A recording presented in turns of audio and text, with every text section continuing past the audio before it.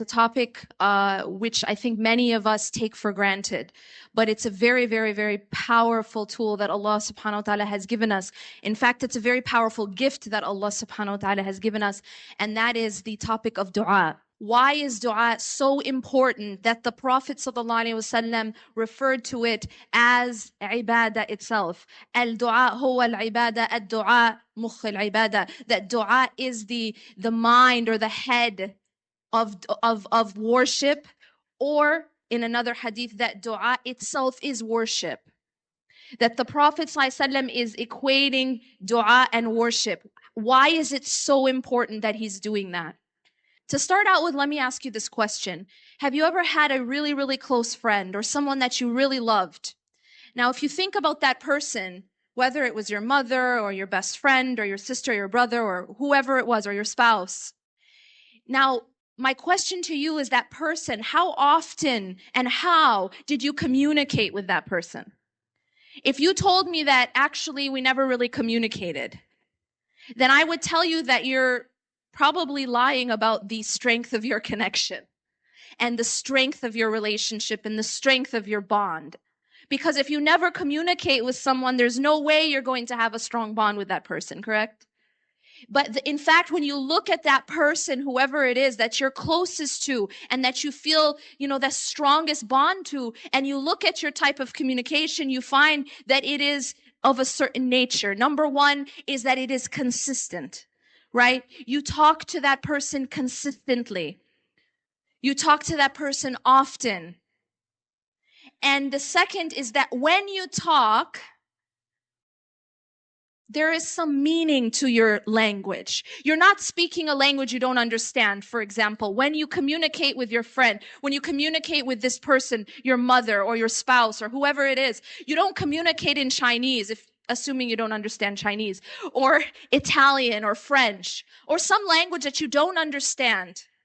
Why is that? Because you're not going to build a bond with someone when you're communicating in a language you don't even understand. That's not actually communication. That's just words. So you consistently speak, you consistently communicate, and you communicate in a way that is meaningful to you and that is meaningful to the other person. Now, when we talk about dua, what is dua essentially? Well, let me ask you a question. What does a beggar look like? In fact, what does a beggar do with his or her hands? As you know, a beggar, this is kind of a universal language of begging, isn't it? It doesn't matter what country you're in. The universal language of begging is this, right? What do we do with our hands when we make dua? Exactly the same thing. And that shows us exactly what dua really is. Dua is us begging from Allah subhanahu wa ta'ala. But what is the point of begging Allah? Because you might say that when I beg from a human being, it pushes the human being away from me. And that's actually very true about human nature. Human nature is such that we don't like beggars. Human beings get turned off and repelled by beggars. If someone is too needy, it actually pushes you away. It actually separates or weakens the bond when a human being is too needy of another human being. We as humans, we don't like beggars. But there's someone who loves beggars. And that is Allah. Allah loves beggars. And the more we beg from Allah, the more Allah is pleased. Versus the more we beg of human beings, the more they are displeased.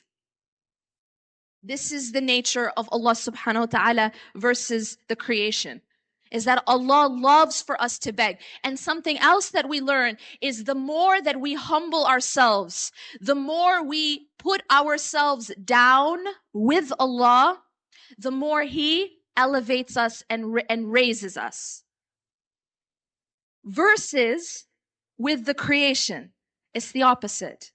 When we put ourselves down, and when we become dependent upon the creation, and when we become beggars of the creation, we actually become humiliated.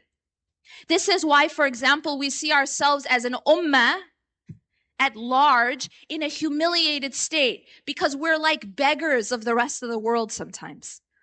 We ourselves are not, we are not self-sufficient. We don't depend on Allah subhanahu wa ta'ala. We depend on the creation. And when we do that, we become humiliated. We become weak. But when we do that with Allah, when we humble ourselves with Allah, and when we beg from Allah, He actually elevates us. He actually makes us stronger, and He elevates us and He raises us up. So it's the opposite. The more we need Allah, the more Allah makes us rich. The more we need of the creation, the more we become poor. This really is part of the design of the universe, the design of Tawheed, essentially, because what it does is it directs us back to the source. Because if I'm going and I'm knocking on every door, right? I'm knocking on the first door and I'm begging for something. And that person who opens the door just slams the door in my face, says, I have nothing for you. Then I'm going to go to the next door, right? And I'm going to try again, and I'm going to knock again at the next door, and I'm going to beg, and I'm going to ask for things. And then when that door gets slammed in my face, I'm going to go to the next door. What is happening is these doors are being slammed in my face when I am seeking from the wrong source. So when I'm seeking, for example, let me make it practical. This is a metaphor. Let me make it practical. When I am seeking for acceptance, when I am seeking for respect, when I am seeking for approval, when I want another human being to make me feel like I'm okay, to make me feel like I'm worthy, what ends up happening is I don't even get that. I get doors slammed in my face. And that's because I am seeking worthiness from the wrong door. I'm seeking worthiness from the wrong place. I'm seeking approval from the wrong place. I'm essentially trying to please the wrong object. I'm trying to please, and I'm putting my effort into pleasing the wrong object. When we say ashhadu an la ilaha illallah, we're saying something very, very powerful. And we know this is very powerful because it was only la ilaha illallah that made the Quraysh fight the Prophet sallallahu alaihi wasallam. And throughout time, the people who fought the prophets fought them because of la ilaha illallah. La ilaha illallah is so powerful that it is this which saves us. It is this statement that when we die upon it becomes our salvation. This is a very powerful statement. But it's not just a statement of the tongue, as you know. It's not just a statement of the tongue. The people who it is only a statement of the tongue actually may not even be given permission to say it at the time of death. Because if for me, it's not here, it's not in my heart, then when I'm dying, I can't speak. I can't speak it. And you know, and I know many stories, which you can tell more than I can, of people at their deathbed who are being told, say la ilaha illallah, repeat after me, and they can't say it. We all have heard of these stories, right? Instead, the person is saying something else, or gibberish, or talking about numbers, or math, or song lyrics, or something. They can't say la ilaha illallah at death. Why does that happen? That happens because if a person doesn't live la ilaha illallah, if a person doesn't carry la ilaha illallah in their hearts, then they can't say it when they die. Because at death, it's like Allah subhanahu wa ta'ala says that at death, this is when فَكَشَفْنَا عَنْكَ غِطَاءَكَ فَبَصَرُكَ الْيَوْمَ حَدِيدٌ. That at the time of death, Allah takes away this ghita, this veil over our eyes. We're all walking around with veils, and some people's veils are thicker than others. But we have this some semblance of a veil over our eyes where we aren't really seeing the reality, capital R. We aren't really seeing the reality. And the reason we don't see the reality, capital R, is because of a lot of distractions and a lot of deceptions that we have in our lives. Sometimes it's our own sins that create the veil. Our sins create this veil and make it layer upon layer. Our distractions, our attachments, the things that we love as we should only love Allah become layers of veils in front of our eyes. And that's why we don't see things as they really are. We don't understand things as they really are because of all these layers and layers and layers of veils in front of our eyes. But when we die, Allah says, فَكَشَفْنَا عَنْكَ غِطَاءَكَ فَبَصَرُكَ الْيَوْمَ حَدِيدٌ. That at this time, your veil, we have taken and removed the veil over your eyes. And on this day, your eyesight, your sight is sharp. It's keen.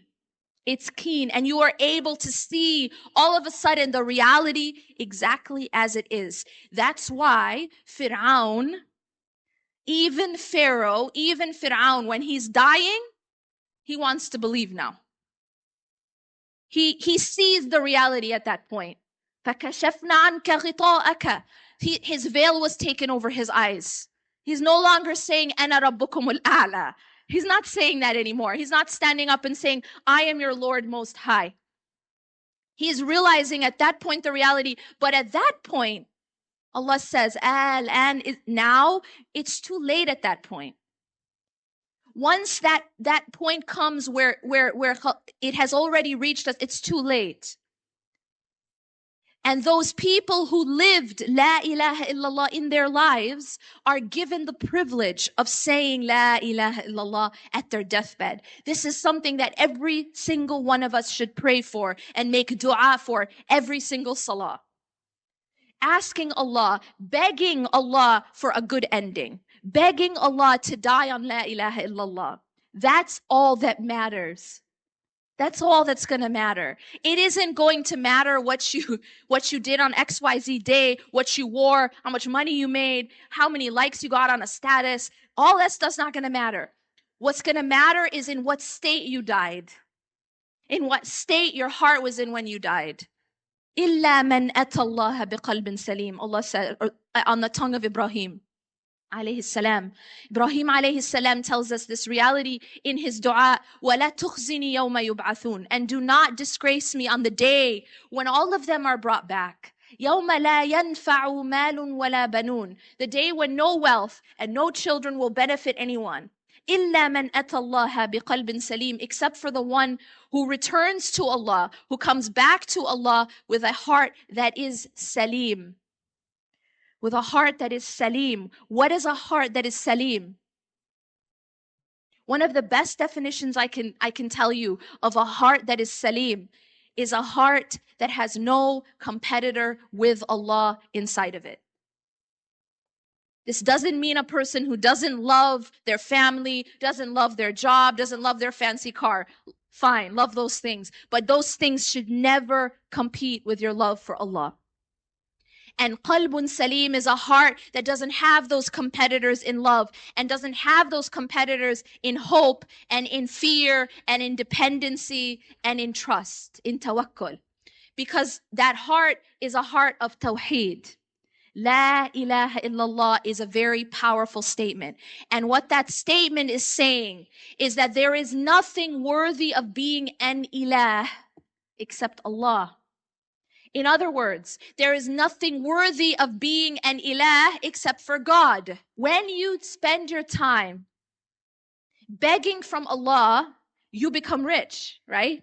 Because you're begging from the one who is the most rich.